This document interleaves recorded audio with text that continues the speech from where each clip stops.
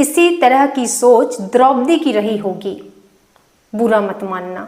नायक जी, मैं आपकी बात का बिल्कुल बुरा नहीं मान रही, पर आपको मैं यहाँ बता देना चाहती हूँ कि महाभारत का युद्ध द्रौपदी की वजह से नहीं, बल्कि इग्नोर न करने की वजह से हुआ है। पुश्तों से ही हमारी बेटियों को सिखाया जा रहा है कि ससुराल जाना और वहां आपसे कोई बदतमीजी कर दे या कोई कुछ कड़वा बोल दे तो उसे नजरअंदाज कर देना।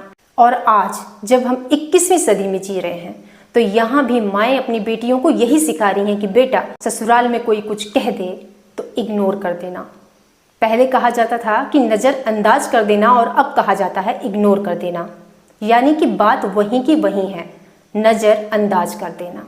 महाभारत का युद्ध ना हुआ होता अगर उस टाइम पर पुरुषों को भी ये बात सिखाई जाती कि नजरअंदाज करना सीखो, इग्नोर करना सीखो। क्या हुआ अगर द्रौपदी ने थोड़ा हंसी मजाक कर भी लिया? द्रौपदी जी ने अगर ये बात कहती कि अंधे का बेटा अंधा, तो क्या सच में दुर्योधन अंधे हो गए थे? ये तो वही बात हुई ना कि मैं तुम्हें कह दूं कि तुम तो तुम्हारे ऑटोमेटिक पीछे पूंछ निकल आए और सर पे दो कान निकल आए। ऐसा तो नहीं हुआ ना, न पूंछ निकली और न ही कान उगे, नहीं बने। पर जब आप एक्सेप्ट कर लेते हो कि हाँ मेरे पीछे पूंछ भी निकल आई है और सर पे दो कान भी उगाए हैं, तब आप ऑटोमेटिक हो जाते हो। एक्सेप्ट कर लिया, बन गए। और उसके बाद आपने रिएक्ट भी किया, और रिएक्ट भी ऐसा किया कि जरा से हंसी मजाक के लिए भरी सभा में, महापुरुषों से भरी सभा, सैकड़ों लोगों से भरी सभा, और ऐसी सभा जहां पर ऐसे ऐसे महापुरुष बैठे थे जिन्होंने पता नहीं कैसे कैसे दानवों का संहार किया होगा। ऐसे ऐसे महापुरुष, उनमें से कोई भी एक शब्द नहीं बोला जब द्रौपदी का चीरहरण हो रहा था।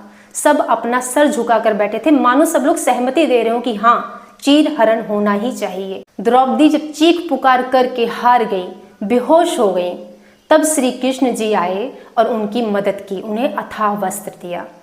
उस टाइम पर द्रौपदी को बिल्कुल भी सुध नहीं थी कि उनकी मदद की जा रही है, वो तो बेहोश हो चुकी थी चीख पुकार करके।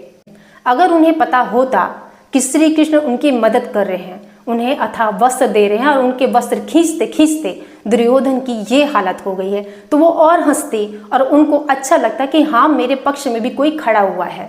महाभारत का युद्ध नतीजा है कि एक इंसान को अकेले छोड़ दिया गया, उसकी किसी ने नहीं सुनी। अगर उस टाइम पर कोई उनके साथ खड़ा हो गया होता तो शायद महाभारत का युद्ध ना होता।